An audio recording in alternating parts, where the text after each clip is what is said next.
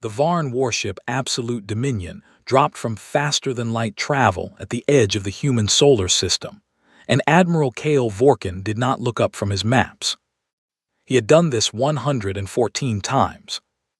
114 planets, 114 civilizations. Every single one had the same moment, that long, sick silence when they looked at their own sky and understood what was hanging above their world. Some of them screamed. Some of them went very quiet. A few of them fired their weapons, which Vorkin respected in a distant, professional kind of way, the way a surgeon might respect the body's instinct to fight a blade. This planet was called Earth, which was one of the more unimaginative names Vorkin had come across. The species was called humans. They had a history of roughly 400,000 years and a recorded civilization of about 6,000, which was very young by galactic standards. Almost infant. Their fastest ships could move at roughly 0.5% of light speed. They had placed a structure on their moon and a small pressurized station on the fourth planet in their system, a rust-red rock they called Mars. Their military technology was the standard for a Class 4 world. Nuclear weapons, which were destructive but which the Dominion's shields had handled without difficulty for 200 years. Orbital defense platforms, around 40 of them. A ground-based planetary defense network. All of it impressive in the way a child's drawing of a bridge is impressive. You could see the idea in it, the intention, and that was where the admiration stopped. Vorkin positioned his 600 ships above the planet's northern polar axis and opened the planetary broadcast array. The message would reach every communication receiver on the surface within 9 seconds. The Dominion's language system had been quietly studying human broadcasts for 4 years. Every major language, every regional variation worth mapping. The translation would be clean and exact. He composed the message without particular care. He had given this message so many times it lived in his hands more than his mind. He transmitted. Then he went back to his resource extraction schedules. The planet had significant mineral deposits in its lower crust. The oceans were biologically productive in ways that would interest the Dominion's catalog teams. 200 years of extraction would be very profitable. After that, the world would be reclassified and left. He did not think about the people on it any further. He was not, by nature, a cruel being.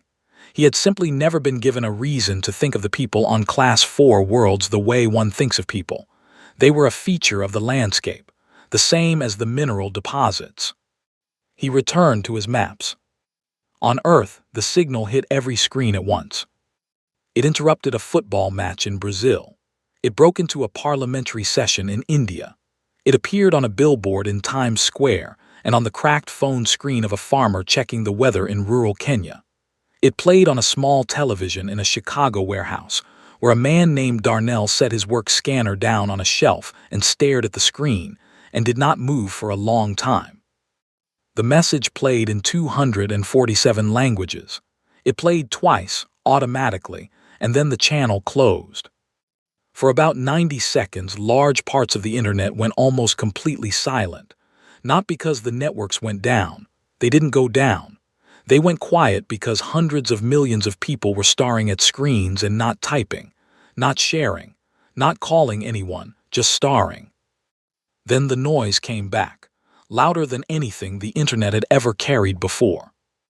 Government channels across the planet lit up simultaneously. Military installations moved to emergency protocols that had been quietly updated every year for the last decade, based on threat assessments classified above the level of most generals. Secure bunkers opened in 38 countries. In those same 38 countries, specific phones rang with a specific tone that had never been used in a live situation, and the people who answered received the same 2 sentences. The timeline has activated.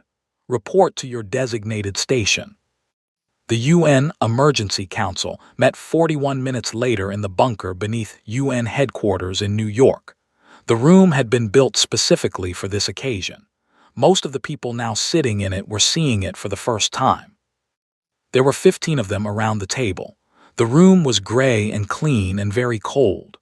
One wall held a large screen showing the Varn fleet, 600 ships arranged with the kind of geometric precision that communicated, more clearly than any weapon could, that they had done this before, many times, and that it had always ended the same way. Secretary General Amara Os sat at the head of the table and said nothing for the first 11 minutes. She was 53 years old, born in Accra, and she had held this office for 6 years. She was not a soldier. She had never pretended to be. But she had the quality, rare in any profession, of being completely still under pressure, not frozen, still, the way very deep water is still. She let them talk. General Park Soo-ho from the Korean Unified Defense Command had a tablet in his hands, and he worked through the numbers carefully and honestly, which was the right thing to do, and also the most terrifying thing anyone in the room had ever witnessed. Our orbital platforms can engage, he said. I want to be honest with everyone here. It would be symbolic at best. Their shielding absorbs energy at levels our best weapons cannot match. A fully coordinated nuclear strike, every platform firing at once, would not breach a single forward vessel.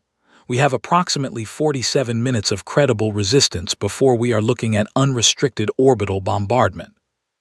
Then we negotiate, said Minister Farouk. We buy time. The message did not offer negotiation, said Commander Vasquez. Her voice was flat. It offered surrender. There is a meaningful difference between signing a document and genuinely complying, said Dr. Liu Wei, who had spent 30 years studying first contact scenarios and was discovering now that none of his models had included how his hands would feel when it was actually happening. We sign. We create space. We think.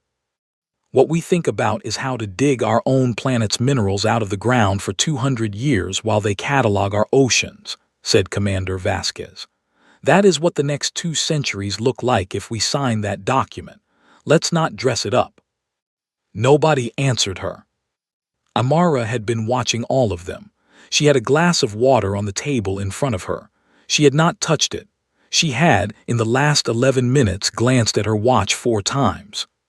Former President Habimana, who had been brought in from Kigali because nobody had wanted to make this decision without him in the room, was watching her. He had noticed the watch. He was wondering what it meant. Secretary General Chen Hong leaned forward. Amara, you haven't said a word. I've been listening, she said. We need more than that right now. She reached into the folder in front of her. She placed a single sheet of paper at the center of the table. One number, printed large. 4,847. The room went quiet. Ships, she said. Nobody moved. She explained it the way she had rehearsed it, simply, and without drama, because there was already enough drama in the room, and adding more would not help anyone think clearly. 31 years earlier, the Farpoint Observatory Array, a deep space listening project classified several levels above the UN Security Council, had confirmed the existence of the Varn Dominion and its direction of expansion. Earth was in its path. The mathematics gave them 30 to 40 years before contact. 38 nations had begun building. In secret, not a token force, a fleet. Every resource that could be quietly redirected had been redirected. Every shipwright, weapons physicist, engineer, and military strategist who could be recruited without the general population knowing had been recruited. The construction happened in the deep black, past the orbit of Neptune, at coordinates outside any standard pre-invasion survey scan that a species doing routine reconnaissance of a Class 4 world would think to check. They had built for 31 years. They had built 4,847 ships. The silence in the room was enormous. Why, Minister Farouk said very quietly, were we not told? Because the Dominion has intelligence capabilities we don't fully understand, Amara said. One leak, one wrong conversation, one intercepted message, and they arrive with 10,000 ships instead of 600. We needed them to see a Class 4 world. We needed them to be confident about what they were looking at. She paused. We needed them here in our system before we showed them what they had missed. You let them come, Commander Vasquez said. Her voice had something complicated in it, not quite anger. Something that had spent a long time on the dark side of hope and was only now being turned toward the light. We needed them in our system, on our ground, inside our range, Amara said. The fleet is positioned at coordinates that their standard survey would never have checked for a Class 4 target. They have not found it. They came here and they looked at 40 orbital platforms and some nuclear weapons, and they made a decision about who we are. She let that settle. They made the wrong decision. How many people know? General Park asked. The crews of 4,847 ships, Amara said. The leaders of 38 nations. The 3 secretaries general who held this chair before me. And now us, Chen Hong said. And now you, Amara agreed, which is why I am asking for a decision. She laid it out clearly. The Council could send the surrender communication, buy time, stall the process, keep the Varn focused on paperwork and logistics while the fleet made its approach. Or the Council could authorize the fleet to move now, full speed, no pretense. The debate took 4 hours. It ended 11-4 in favor of the surrender communication. Amara voted with the minority. She listened to the final count without expression. She thanked the Council for their work. She walked out. She went down the corridor, through 2 security doors, into a small room with a single terminal and a single chair. The terminal connected through 7 encrypted relays to a receiver that had been in solar orbit at a distance of 2 astronomical units for the last 9 years. There were no markings on the terminal, nothing to indicate what it was for. Everyone who had known had either been told to forget it or had been careful never to ask. She sat down. She thought briefly about the weight of a thing this large finally arriving, not about strategy, just about the weight of it, the way a door feels when it opens and you know you will never close it again. Then she typed one word. Begin.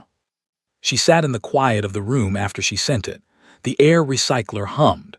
The room smelled of plastic and cold metal.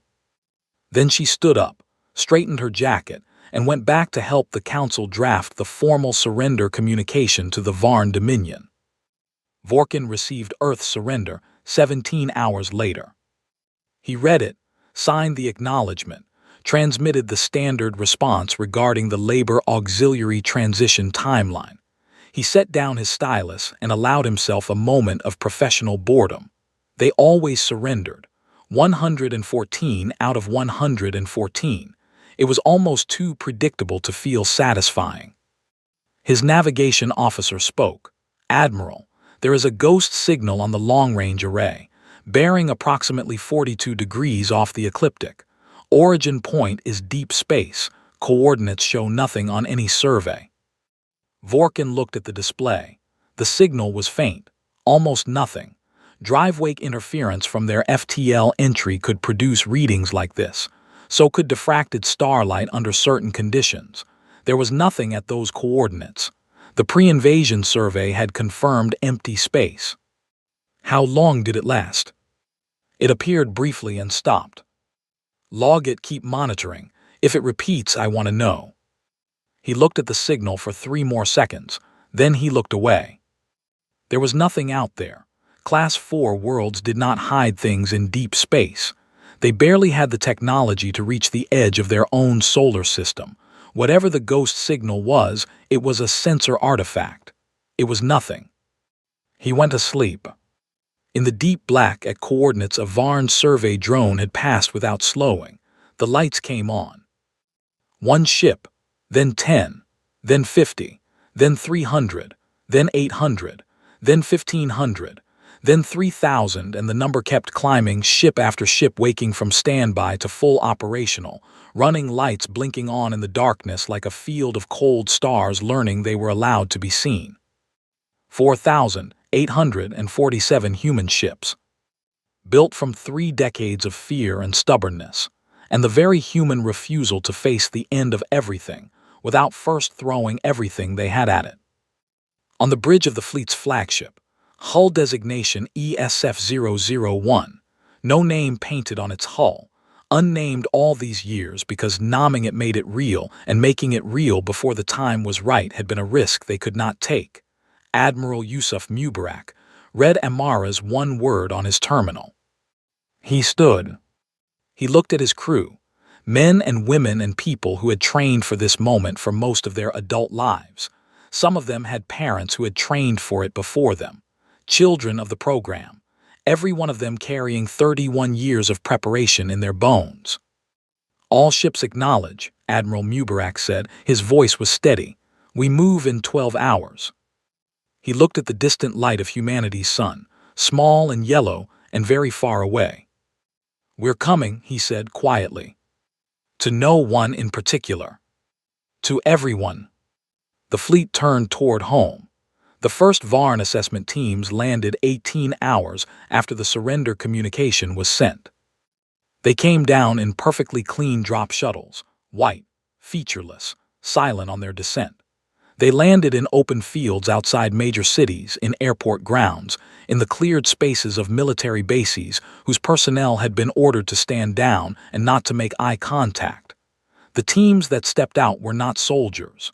They wore gray uniforms with Dominion insignia, and they carried cataloging equipment and portable survey arrays. They were, in the language of their orders, resource evaluation technicians. They walked up to the edges of the cities they had been assigned to assess, and they began to take measurements. The people of those cities watched from windows and street corners and rooftops. Some of them watched in silence. Some of them had their phones up, streaming to the world. A few of them in Lagos, in Lahore, in Sao Paulo, in Melbourne, stepped forward and blocked the paths of the teams. This happened in 12 cities in the first 2 hours. The Varn assessment teams were equipped for it. They carried devices that produced a short-range sonic pulse that caused disorientation and non-damaging collapse in most carbon-based bipedal species. The crowds fell. The teams stepped around the fallen people carefully, without any particular emotion, the way someone might step around a puddle, and continued their assessment work. The people got back up. They blocked the teams again. They fell again. They got up again.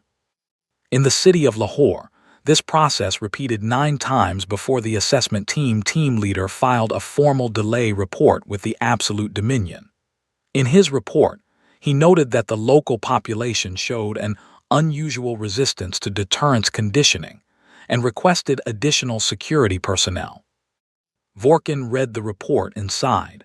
There was always a faction. On every world, without exception, some portion of the population could not accept what their leadership had signed. It always resolved itself within a few weeks. He approved the additional security request and moved on to the extraction timeline documents. On the 41st floor of the UN building, the real one, not the bunker, Amara Os, sat across a glass table from Varn Overseer Teth, who was the Dominion's official transition administrator for Earth. Teth was tall and thin, and very still in the way of someone who has never needed to move quickly, because everything has always moved out of his way. His skin was a deep gray blue. His eyes were large and pale and processed light in ways that were slightly different from human eyes. He saw into the low infrared range, which meant he could see body heat, which meant he could see the blood moving under Amara's skin even when her face was completely neutral. He used this to his advantage. He always knew when humans were nervous. He could not read Amara at all. "The transition documentation you have submitted is incomplete," Teth said. His voice came through a translation device clipped to his collar. The sound that emerged was smooth, almost pleasant. "We are missing the regional governance structure surveys for 43 provinces, the industrial capacity assessments for 17 coastal zones, and the population census confirmations for." "I understand," Amara said. "We are working to complete those submissions. The bureaucratic infrastructure of a planet with 8 billion people and 195 sovereign nations requires coordination time. I hope the Dominion can appreciate the logistical complexity. The Dominion has processed transition for civilizations of similar complexity in less time. We are doing our best to move efficiently," Amara said. I also wanted to raise the question of humanitarian provisions during the transition period. Specifically, the matter of civilian access to food distribution networks. Our models suggest that the presence of assessment teams in agricultural zones is creating supply chain disruption. Teth held up a hand. Overseer Osai, he said, and he used the title wrong, and Amara did not correct him.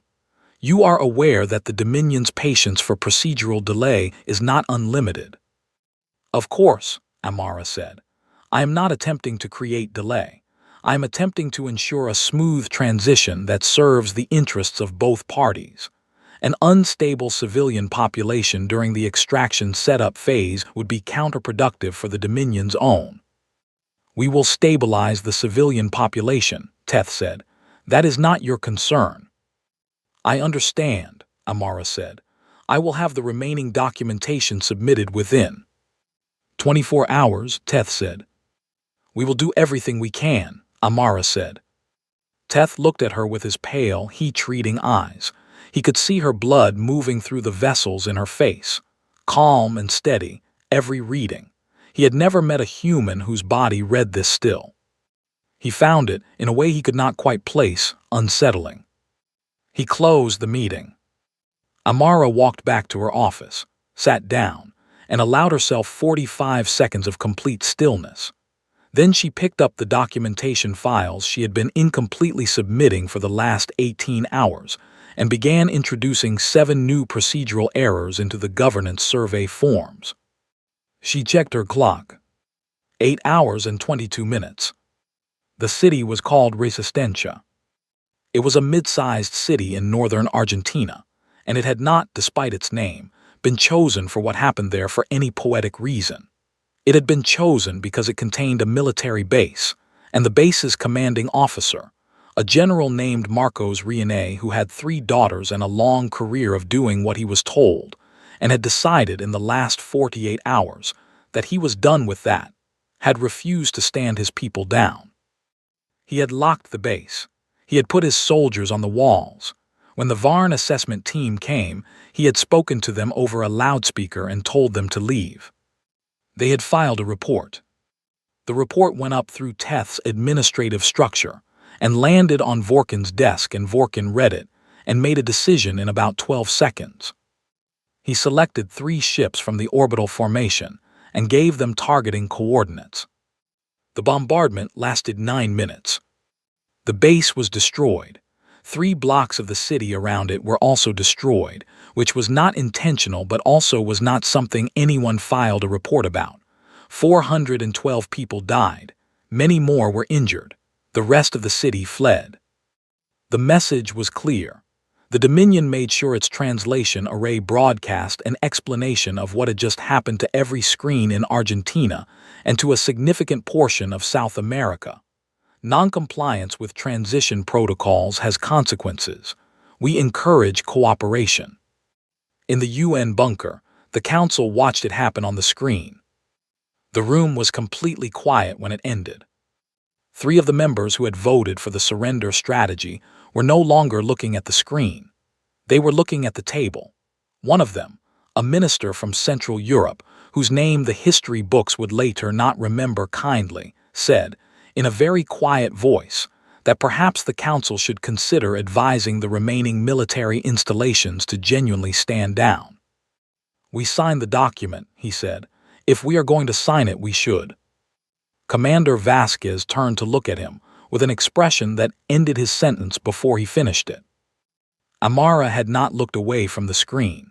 She was watching the smoke rising over Resistencia. She let herself feel it, the weight of 412 people she had not been able to prevent, and she felt it fully, because she thought it was important not to insulate herself from the real cost of the strategy she had chosen.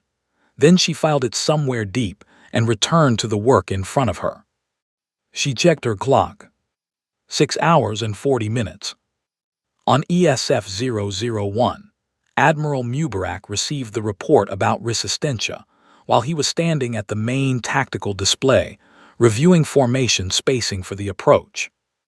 His comms officer handed him the data pad. He read it. He read the casualty number. He set the pad down on the console. His bridge crew watched him without watching him, the peripheral monitoring that crews do when they want to know how their commander is processing something without being seen to look. Mubarak stared at the tactical display for a moment, at the lines of ships behind and around him, at the distance left between the fleet and the edge of the solar system. 6 hours, he said, not to anyone specifically, just to the air. He went back to reviewing the formation spacing. The fleet was running dark, minimal emissions, drives at 30% capacity, no active sensor broadcasts. At this distance from the sun, passive scanning would not pick them up. They looked to any sensor pointed their way like space, like nothing. The ships moved in silence. Inside them, 4,847 crews ran their final preparation checklists. Weapons officers ran targeting calibrations. Engineers confirmed drive readiness and checked hull integrity for the 30th time. Medical bays staged their supplies and said nothing to each other because there was nothing useful to say. Some of the crew members slept. Not many, but some. The ones who had been doing this long enough to know that sleep before a battle was a professional discipline, not a luxury. Some of them wrote messages. They asked their commanding officers to hold and only deliver if things went wrong. Some of them just sat and looked at the bulkheads of their ships and thought about the world on the other side of all this. Commander Ilana Reyes of the destroyer Sao Paulo, a ship named for a city that was still standing, which she chose to take as a good sign, gathered her crew in the main bay at the 4-hour mark and spoke to them for about 3 minutes. She was not a naturally dramatic person. She said that they had trained for this for a long time and that the training had been good and that she trusted every person in the room. She said that the mission was to go home, engage the fleet in orbit, and make it clear to the Varn Dominion that they had made a very serious miscalculation about this planet and this species. Then she said, "When this is over, I'm buying the first round, every single one of you." Somebody in the back laughed.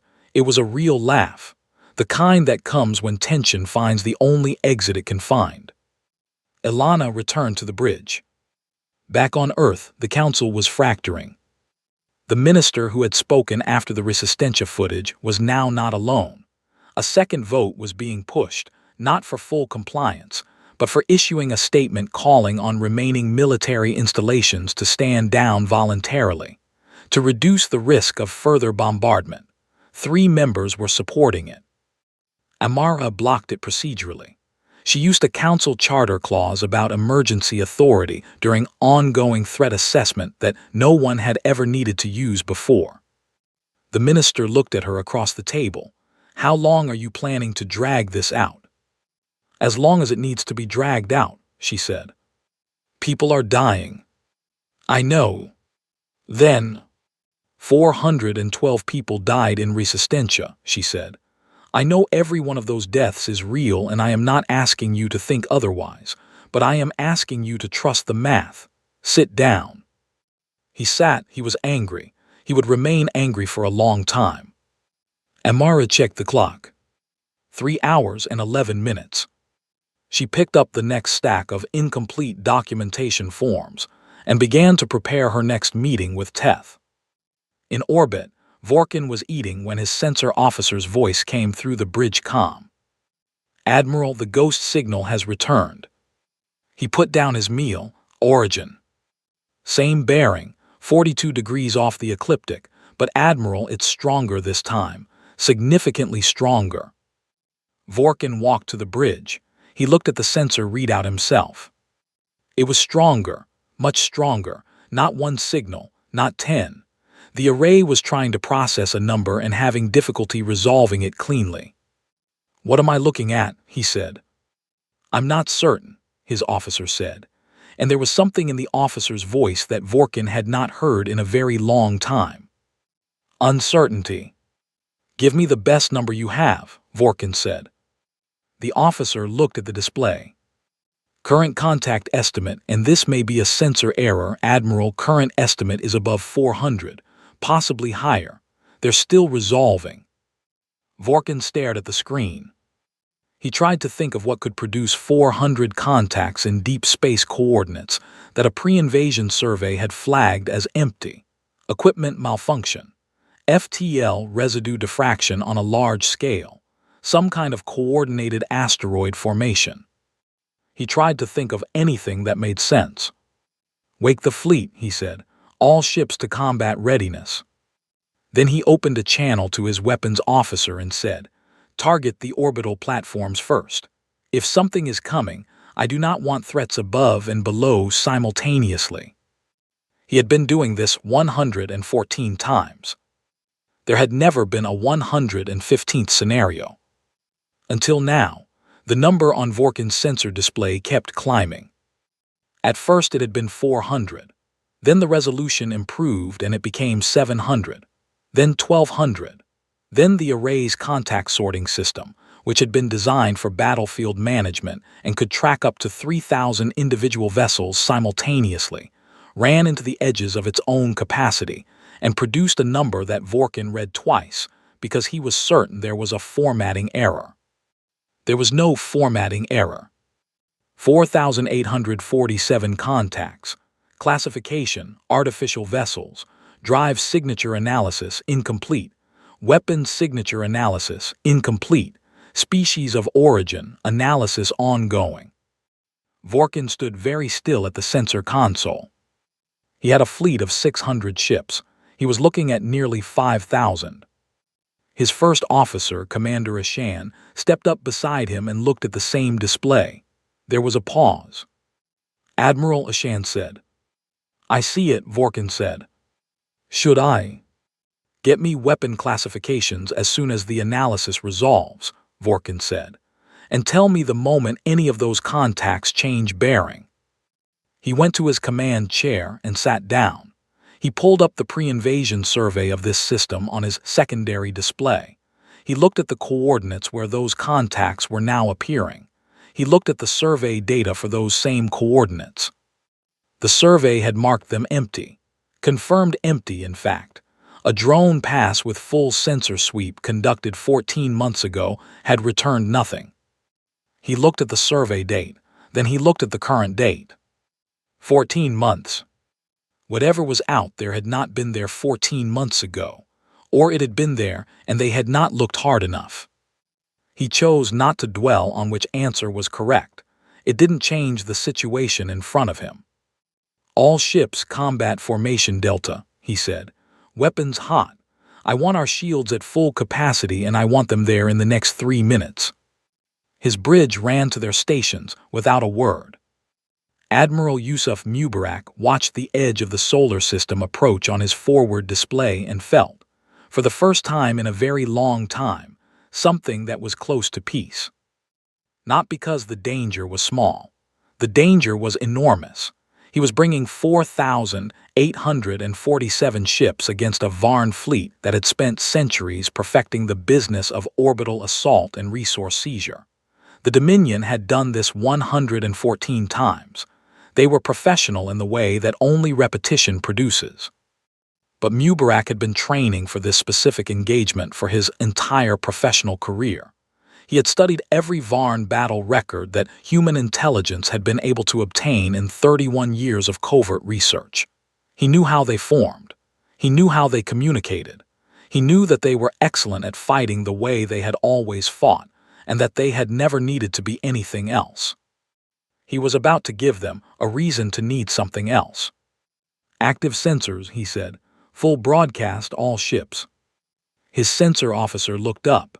"Admiral, that will confirm our position too." "I know," Mubarak said. "Do it." The fleet lit up. Every ship in the formation switched from passive running to full active sensor, broadcast simultaneously. Every drive went to full power. Every weapon system moved to hot standby. The darkness they had been hiding in for 31 years fell away in a single second, and 4,847 human warships announced their existence to every scanner within 2 light towers. "Open all frequencies," Mubarak said. His comms officer opened the channel. Mubarak leaned forward slightly. "This is Admiral Yusuf Mubarak of the Earth Strategic Fleet, First Armada," he said. We are transmitting on all open frequencies.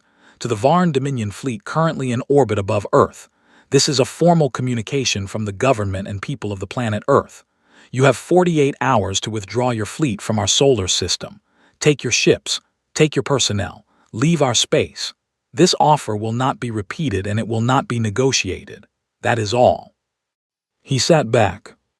His bridge crew waited. The channel crackled. Then a voice came through, translated, smooth, controlled. This is Admiral Kale Vorkin of the Varn Dominion. Identify your origin. You are operating in a formally surrendered territory under Dominion authority. Stand down your vessels immediately and explain the nature of your fleet. You have 60 seconds to comply before I classify this as a hostile action. Mubarak nodded to his comms officer, who kept the channel open. Admiral Vorkin, Mubarak said, Earth did not surrender, Earth stalled. Those are two different things. As for the nature of this fleet, it's ours. We built it. A pause on the other end. That is not possible, Vorkin said. And yet, Mubarak said. Another pause, longer this time. You do not have this technology, Vorkin said. Your species' developmental level. Our developmental level was assessed based on what we chose to show you, Mubarak said. We've had 31 years to prepare for this conversation. We used that time differently than you expected. He paused. I want to be honest with you, Admiral.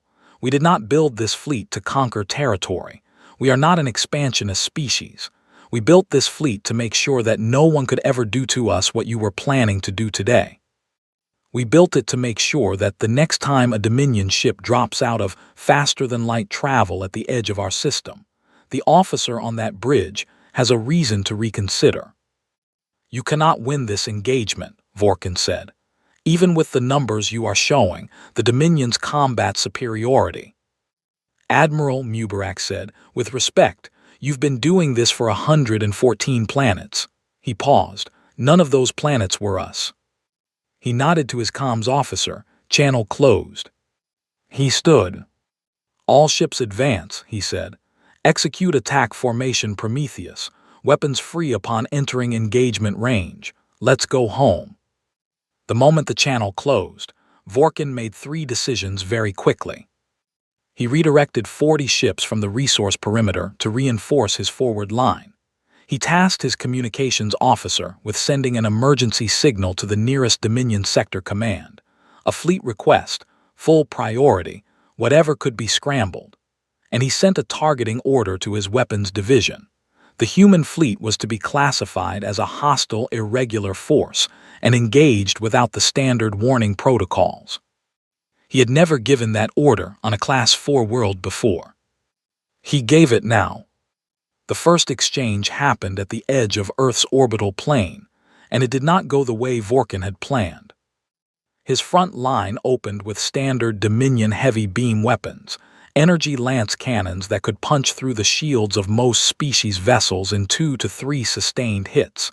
They were his first choice weapon in every engagement he had run. They were reliable. They were proven. They had never failed him. The beams hit the leading human ships. The shields held. Not completely. The ships in the first wave took damage, 2 of them venting atmosphere from hull breaches. But the shields held far longer than any Class 4 civilization's shielding technology should have held. The human ships continued advancing. Then the human fleet returned fire, and Vorkin understood, in a sudden cold way, that he had been working from completely wrong information. The weapons the human fleet carried were not the weapons of a Class 4 civilization.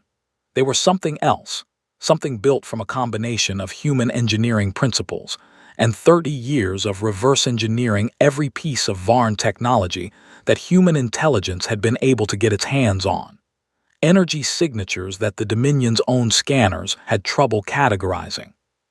Kinetic delivery systems married to directed energy payloads in configurations that the Dominion's defensive architecture had not been designed to handle, because no one had ever needed to handle them before. In the first 4 minutes of the engagement, Vorkin lost 11 ships. He had never lost 11 ships in the first 4 minutes of anything. He lost them not to a single devastating weapon. He lost them to overlapping, coordinated fire from multiple angles simultaneously. The human fleet spreading across his formation like water finding gaps, targeting the junctions between his shield projectors, the spaces between his ships where coverage overlapped weakly. They had studied his formation geometry. Of course they had, 31 years, they had studied everything. Vorkin began to adapt. He pushed the center of his formation back and widened the wings, breaking the geometric spacing the humans were exploiting. The losses slowed. But they did not stop. On ESF-001, Mubarak watched the engagement data scroll across his tactical display. His fleet was taking damage. The Dominion's weapons were better in raw individual power than anything human built. When a Dominion beam weapon found a gap in a human shield, it found it catastrophically. The Eastern Star, a heavy cruiser 3, rose back in the formation, had taken 2 hits in rapid succession, and its reactor was venting. He watched the damage report update. He watched the evacuation count start. He made himself look at it. Then he looked at the broader tactical picture. The Varn were reorganizing. Vorkin was good, adapting faster than Mubarak had expected. The initial configuration exploit was closing. He would need to move to the second phase. Phase 2, he said to his tactical officer. Initiate the flanking sweep, all wing elements, and tell Commander Reyes to take her squadron around the far side of the moon. I want them coming up from the south when the main formation hits from the north. His tactical officer relayed the orders. On the display, hundreds of ship markers began to shift. This was the part of the plan that the Dominion would not understand, not because it was especially complex, because it was the kind of plan that only made sense if you were willing to accept a certain kind of casualty. The flanking sweep required ships to move through a zone of concentrated Varn fire to reach their positions. Ships would be lost. The commanders of those ships knew it. They had volunteered for the sweep position specifically because they understood the math and had chosen to be part of the math. Vorkin would not calculate for that. His models did not include a species that willingly accepted casualties in exchange for positional advantage with this degree of consistency. His experience told him that species, when they started losing ships, lost momentum. They fell back. They reassessed. What his experience had never told him, because he had never needed to know, was that there were species who took the casualties and kept coming. Down on Earth's surface, the sky was no longer what it had been. The orbital battle was visible to the naked eye in the hours around dawn and dusk, bright streaks of light, silent at this distance, moving too fast and too purposefully to be anything natural. People stood in streets and fields and on rooftops and watched. They didn't know the details of what was happening. They didn't know the fleet was called the First Armada, or that Admiral Mubarak had spent 30 years preparing for this day, or that the woman who had built this plan was sitting in a bunker 7 floors below street level, watching the same thing they were watching. They knew that something was fighting for them up there. They watched. In the bunker, the council had stopped arguing. There was nothing to argue about anymore. The fleet was engaged. The plan was in motion. Whatever was going to happen was going to happen, and no vote around a table was going to change its direction. Amara sat at the head of the table and watched the tactical feed from the fleet. She was very still. She had the glass of water in front of her again, still untouched. Chen Hong sat beside her. After a while he said, "How long have you been carrying this?" She thought about it. "Since the day I took the oath," she said. "The outgoing Secretary General told me on the same day, sat me down in a room just like the one where I sent the signal, showed me the program files, the ship counts, the projected readiness dates." She paused. She said, "This is either the thing that saves us or the thing that proves we were never going to be saved. There is no third option." "And you believed it would work?"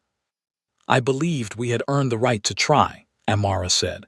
"That is different from believing it would work." She looked at the tactical display, at the thousands of ships moving across it, at the damage reports, at the casualty figures climbing slowly on the right side of the screen. At the Varn fleet, still formidable, still fighting, still certain, even now, that this would eventually end the way it always ended. Outside, in the dark above the world, her people were showing them otherwise. By the 14th hour of the engagement, Vorkin had lost 61 ships. He had never, in his career, lost 61 ships. He had won engagements against species that had more ships than he had. He had won engagements where his enemy had better weapons at the individual unit level. He had won engagements where the terrain and positioning had not favored him. He was, by any standard the Dominion used to measure these things, an excellent combat commander. What he was not was prepared for an enemy that fought the way the humans fought. The problem was not their numbers, though the numbers were a problem.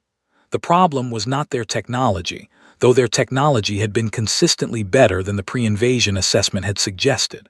The problem was that every model Vorkin used to predict enemy behavior was built on a common assumption, that an opponent, upon reaching a certain casualty threshold, would begin to prioritize survival, would consolidate, would pull back to regroup.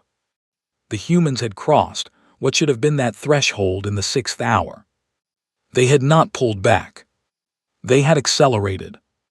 The tactic that cost Vorkin the most ships was one his tactical analysts struggled to properly name. They eventually wrote it into the battle log as deliberate proximity override, which was a clinical description of something that had, in practice, made several of his officers physically uncomfortable to watch. When a human vessel was too damaged to continue effective ranged combat, its crew did not eject or surrender. They pointed the ship at the nearest Varn vessel and pushed their drives to maximum. Not to destroy themselves in an explosion. The Dominion's shields handled explosions. The humans knew this. What the humans did was ram their damaged vessels into Varn ships at high velocity, using their own hull as a kinetic weapon. And this was the part that had produced the deliberate proximity override classification, because no one on Vorkin's staff wanted to simply write down what it actually was. They depressurized their interior compartments and vented their remaining crew through the breached hulls into space. Where the Varn ships, now dealing with a sudden hull contact and the structural aftershock of a multi-thousand-ton mass impact, had their shields momentarily destabilized. And where other human ships, positioned at pre-calculated angles, had been waiting for exactly that destabilization window. The sequence played out in seconds. A damaged human ship uses its last maneuver to close distance with a Varn vessel. Impact. Shield disruption. The human ship's crew does not survive. 3 or 4 human ships at distance fire through the disrupted shield window before it restabilizes. Vorkin had lost 9 ships this way in the span of 90 minutes. They are sacrificing themselves deliberately, his first officer Ashan said, not as an accusation, as a fact that needed to be stated because acknowledging it was the first step toward accounting for it tactically. I know, Vorkin said. Our models don't. I know, Vorkin said again. He looked at his display. He was adapting. He was keeping his damaged vessels further back now to minimize the windows for this tactic, keeping his ships in tighter mutual shield support configurations so that the destabilization windows were covered by adjacent ships. He was adapting and it was working. The problem was that every time he adapted, the humans adapted back. Commander Ilana Reyes brought her squadron around the moon's far side at the beginning of the 15th hour. She had 14 ships left out of the 17 she had started with. The Mumbai had taken a beam hit that had destroyed its forward drive section and was running on residual momentum. The Lagos had lost 3 of its 4 weapons systems and was fighting with the one remaining, which its weapons crew had reportedly named Carlos, and were treating with more affection than was probably standard. The Sao Paulo itself had hull damage along the port side that was leaking atmosphere at a rate that Ilana was choosing to classify as manageable. She had trained her crew for 6 years. She had been with this program for 11. She had not been born into it, the way some of the younger crew members had been. She had been recruited at 32 after a career in the Brazilian Naval Service, after a quiet background check she hadn't understood at the time, after a meeting in a room with no name on the door where a very calm woman had explained to her what was coming and what was being built to meet it. She had said yes immediately. She had never once wondered if that had been the right decision. Her squadron came around the southern orbital axis of the Moon in a tight formation, tight enough to look like one large object on the Varn's long-range sensors if they weren't looking closely, which they weren't, because their full attention was focused on the primary engagement at the northern orbital plane. Ilana looked at her tactical feed. She could see Mubarak's main force pressing hard on the Varn center.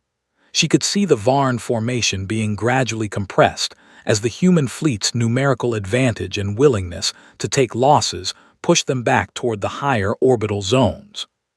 She could also see the window. There was a gap between the Varn's eastern flank and their secondary reserve formation. A gap that existed because Vorkin had pulled his reserve inward to reinforce the center, which was the right decision given the pressure on the center, but which had opened a corridor that led directly toward the rear of his command formation. "All ships," Ilana said. "We are going through that gap, weapons free. Our priority target is the command formation at the back of their fleet. If we can get Mubarak's people a clear run at Vorkin's flagship, we win this engagement today instead of tomorrow." She paused. "Keep your shields up, keep talking to each other. If you lose propulsion, you tell me immediately." Another pause. "Let's go." The Sao Paulo leapt forward. Mubarak saw Ray's squadron move and felt something that was close to gratitude. He had planned for this. He had put Ray's in that position specifically because he trusted her read of the tactical situation more than he trusted a preset order. There was no way to time a flanking move through a dynamic gap from 30 minutes away. You needed someone on the ground who could see the moment and go. She had seen it, she had gone. "Push the center," he told his tactical officer. "All main formation elements forward, full advance. We are not giving Vorkin time to close that gap." On his display, the main formation surged. The Varn center, already under pressure, found itself hit from two directions simultaneously, from the front by Mubarak's main force, and from the southeast by Ray's squadron cutting through the gap. The formation didn't break, but it compressed, and in compressing it created overlapping shield geometries that interfered with the ship's own weapons systems. The Dominion was a precise civilization. Precision required space. Humans had just taken their space away. Ray's lost 2 ships going through the gap. The Durban took a full beam hit at close range and came apart. She saw it on her display and kept moving. The Karachi had its navigation system destroyed and was running on manual maneuvering alone. She told its commander to fall back and cover the gap against closure, and he said he would. She arrived at the rear of the Varn formation with 11 ships. Vorkin's flagship, the Absolute Dominion, easily identifiable by its size and its central position in the command cluster, was in front of her, protected by 8 escort vessels, but its rear shields were carrying less than full power because it was oriented toward the main engagement. She had maybe 90 seconds before Vorkin realized what was behind him. "Target the flagship's drive section," she said. "I want it unable to maneuver, not destroyed. We want it intact. All ships coordinated fire on my mark. 3, 2, 1, mark." 11 ships opened fire at once. The Absolute Dominion shuddered. Its rear shields absorbed most of it, but not all 2 of the drive nodes on its lower hull were destroyed by weapons fire that slipped through an overloaded shield seam. The flagship lost 20% of its maneuver capacity. The escort vessels turned to respond. The Sao Paulo took a beam hit on its damaged port side. The hull breach that Ilana had been classifying as manageable became immediately less manageable. Alarms went off along half the bridge consoles.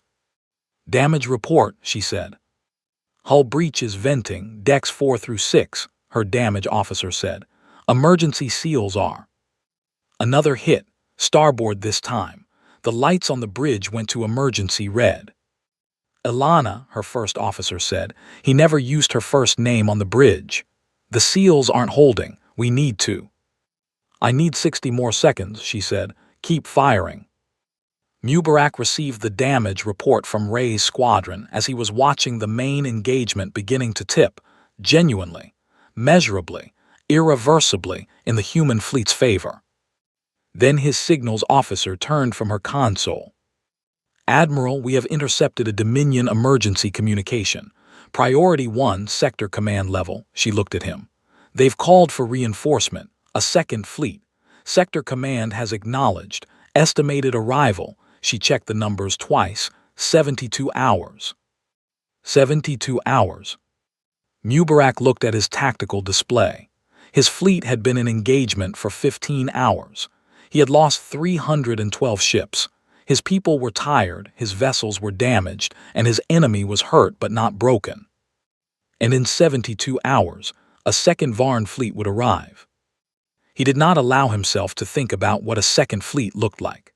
He already knew the Dominion Sector Command could mobilize between 800 and 1,200 vessels on a priority response request. How long can we maintain this engagement pace? He asked his tactical officer. The officer was quiet for a moment, running the numbers. At current attrition rates, 36 to 40 hours of effective combat capacity. 36 to 40 hours. He needed to end this in 36 hours, with enough fleet remaining to present a credible deterrent to the reinforcement fleet when it arrived. He looked at the absolute Dominion on his display, partially disabled, surrounded but fighting. Vorkin was still in command, still adapting, still directing a fleet that was losing but had not lost. To end this engagement, he needed that ship. He needed Vorkin. "Get me Commander Reyes," he said. Reyes answered immediately. Her bridge was loud behind her, the sound of damage control. "I see the flagship," she said before Mubarak could speak. "I've been working on it. Her drives are partially disabled. If you can get me 2 more squadrons from the main formation, I can." "Ilana," Mubarak said. She stopped. "What's your ship's status?" A pause, manageable. "Honestly." A longer pause. "We can fight for another 6 hours before the hull integrity becomes a hard problem." "Pull back your squadron to the rally point," Mubarak said. "You've done your job, you opened the gap. I'll send fresh ships through it." "I can." "You've done your job," Mubarak said. "That's not criticism. That's the most important thing I will say to you today." He held the channel open for a second. "Well done, Commander." He cut the channel. He turned to his tactical officer. "I need 6 squadrons from the northern formation. Send them through Ray's Gap. Target the flagship and its escort cluster. I want them pushing Vorkin toward the central engagement zone. I want him surrounded, not cornered. A cornered enemy fights harder. An encircled one has a decision to make." "Yes, Admiral." He looked at the display, at the battle that had been building for 31 years, at the ships and the people and the terrible, extraordinary cost of what they were doing. At the 64 hours, they had left before the second fleet arrived. "It ends today," he said quietly. He was not certain he believed it yet, but he needed to, so he said it. On the display, 6 squadrons turned toward the flagship. They moved. The 6 squadrons hit Vorkin's escort cluster from 3 directions at once. 2 of the escort vessels went down in the first exchange. A third lost its weapons systems and drifted. The remaining 5 pulled into a tight defensive formation around the absolute Dominion, and for 20 minutes they held, genuinely held, absorbing hit after hit, giving back as good as they were getting, because Varn escort crews were not poorly trained, and they understood what it meant to let a command ship fall. But there were too many human ships pressing from too many angles. By the 18th hour of the engagement, the absolute Dominion was alone. Its shields were at 40%. Its drive capacity was at 30%. It had lost half its weapon systems, but the remaining half were still firing, still accurate, still doing damage to the ships pushing it back toward the center of the battle. Vorkin was good. Even now, even here, encircled and damaged, he was still the best combat commander in the Dominion's regional fleet, and he was fighting like it. But there were no more ships to send him. His fleet was broken, not destroyed. There were still hundreds of Varn vessels fighting across the engagement zone, but broken in the operational sense. No longer a coordinated force. Individual ships fighting their own local engagements, not connected to a broader strategy, because the broader strategy had been dismantled ship by ship over 18 hours of fighting the way the humans fought. Mubarak watched the flagship's shield readings on his display and made the decision. Boarding action, he said. Prepare the assault teams. Human boarding parties had been part of the first Armada's training program from the beginning. Not because anyone had been certain it would come to this, but because Mubarak had insisted on it 15 years earlier when the program's tactical planning division had been running scenario models. Most of the scenarios that ended in decisive human victory, not just military victory but strategic, lasting, message-sending victory, involved taking an enemy command ship intact, with its admiral inside. The planning division had asked him how he intended to breach Varn hull plating. He had said, "The same way we breach everything. We find the weak point and we hit it until it opens." The assault teams trained in pressurized corridors with hard suits and close-quarters weapons built specifically for confined space combat. They trained against mock-ups of Varn ship layouts built from every piece of intelligence human operatives had gathered over 3 decades. They trained in the dark, because Varn ships had different light frequencies than human ships. They trained in noise and smoke and zero gravity, and every other condition someone could think to throw at them. They were ready. The Absolute Dominion's shields flickered to 32% and held there. Mubarak gave the order. 3 assault shuttles launched from the nearest human vessels. Fast, small, built low enough to the electromagnetic spectrum that Varn point defense systems had trouble targeting them cleanly. 2 of them made it to the flagship's hull. 1 was destroyed on approach. The surviving 2 attached breach charges and burned through the outer hull in 40 seconds. Inside the Absolute Dominion, the alarms were a continuous, layered sound that Vorkin had stopped consciously processing 20 minutes ago. He registered it the way he registered breathing, as background, as the context of the moment. He was standing at his command console. His first officer, Ashan, was beside him. The bridge was operating at reduced capacity, half the consoles dark, emergency lighting casting everything in a flat red glow. Through the forward viewing panels, he could see the human fleet surrounding his ship at close range, near enough that he could make out individual hull details on the vessels pressing in on him. He had already sent the message to his crew, fight deck to deck. It was not a message he had ever sent before. He had never been boarded. No ship in the Dominion fleet had been boarded in his lifetime.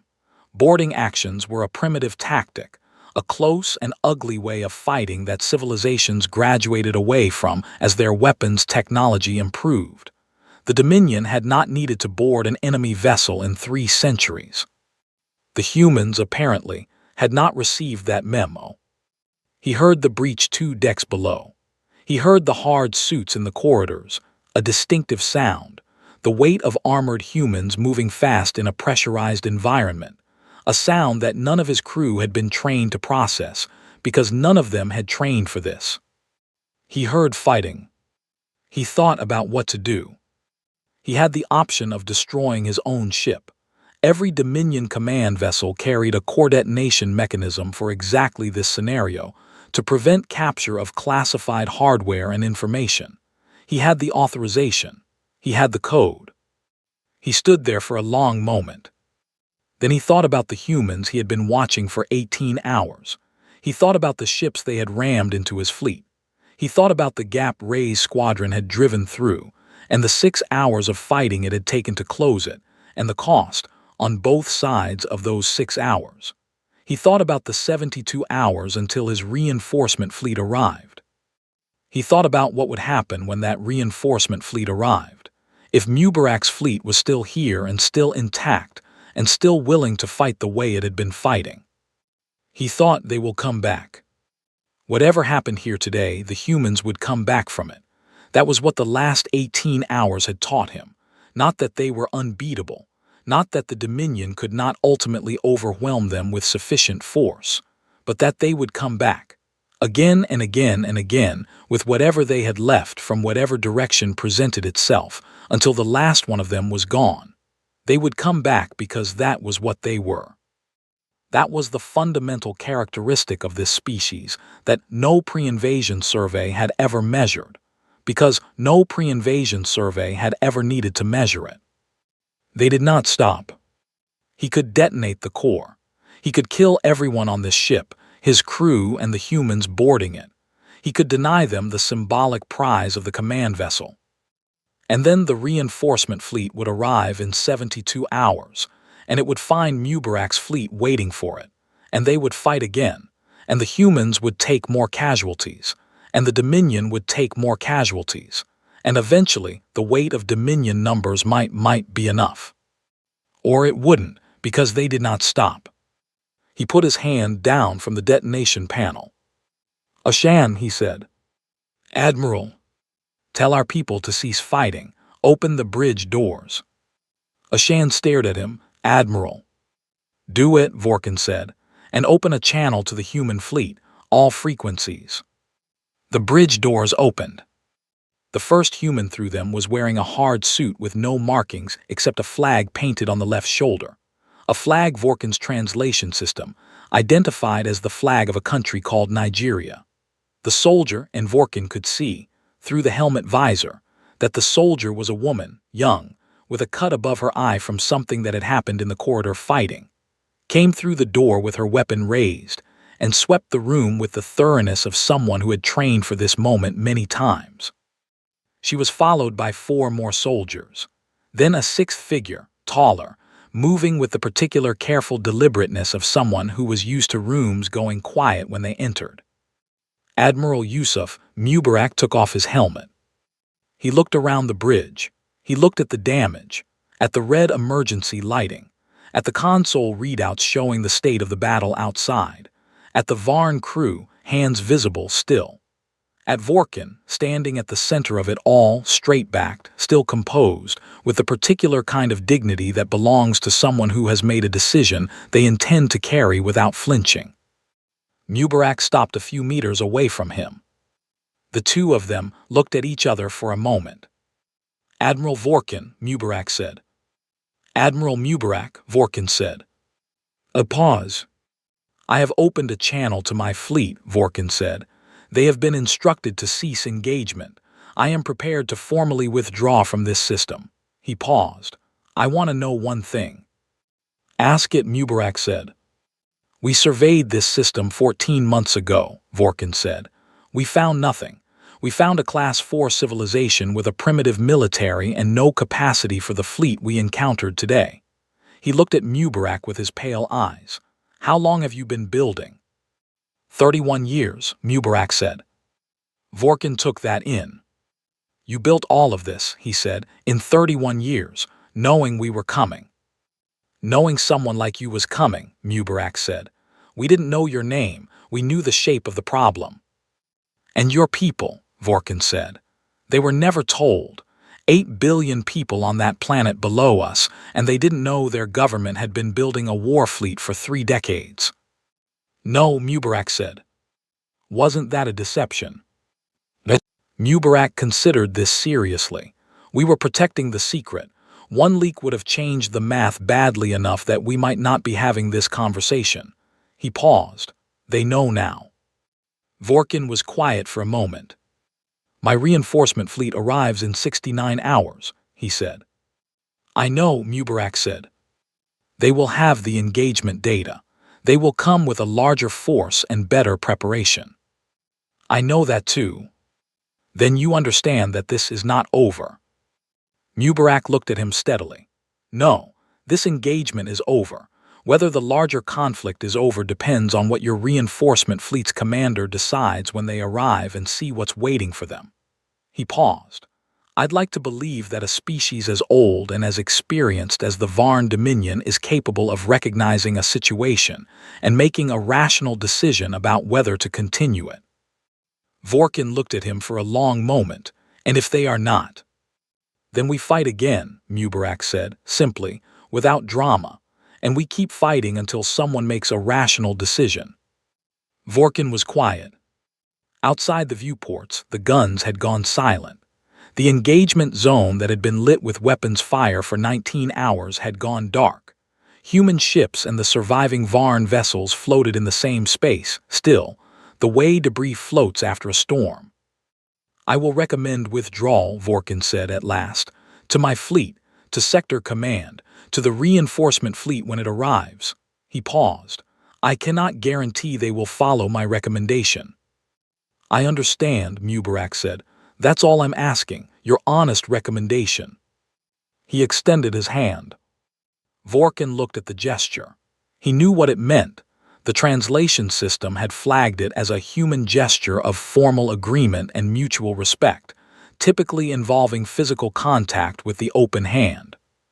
He reached out and took it.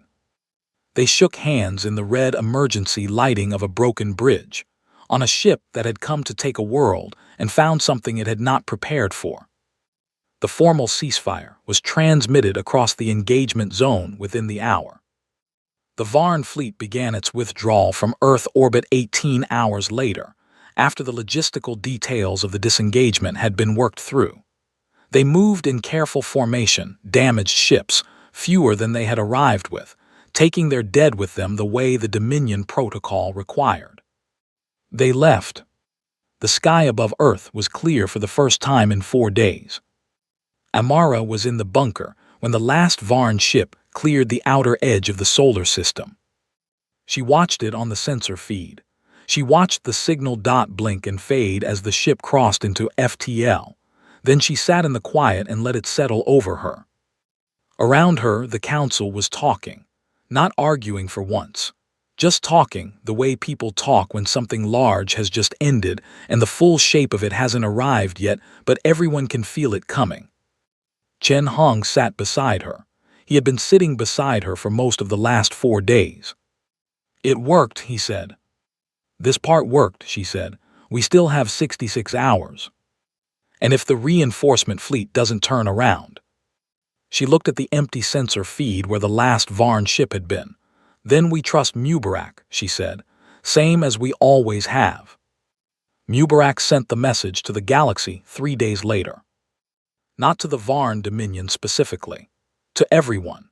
To every civilization within range of a standard long-frequency broadcast, which was the majority of the inhabited galaxy within a few hundred light years. It was not long. He had written 7 drafts of it before settling on the final version. The first 6 had been too long, too many words explaining things that the facts explained better on their own. The final version said this. To any civilization receiving this transmission, my name is Yusuf Mubarak. I am an admiral of the Earth Strategic Fleet, First Armada, representing the planet Earth and its 8 billion people. 4 days ago, a fleet of 600 Varn Dominion warships entered our solar system and demanded our surrender. We refused. We engaged their fleet and disabled their command vessel. Their fleet has withdrawn from our system. We are not a warlike species. We do not seek territory. We do not seek conflict. We built this fleet because something was coming for us and we chose to be ready. We are always ready. Earth is not available. That is all. The message was attached to the full sensor record of the engagement, every minute of it, every weapons exchange, every formation shift, every ship lost on both sides, every decision made. Anyone who wanted to understand what had happened could watch it from beginning to end and draw their own conclusions.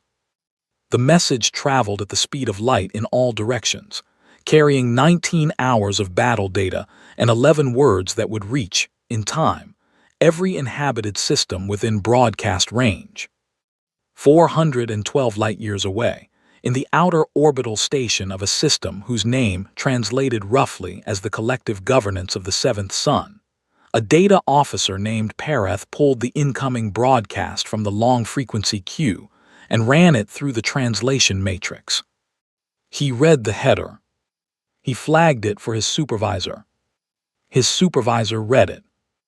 They sat together in the small station monitoring room for several minutes, not speaking. Then the supervisor brought up the expansion projection maps on the secondary display, the charts that showed the Seventh Son's planned territorial growth trajectory over the next 100 years.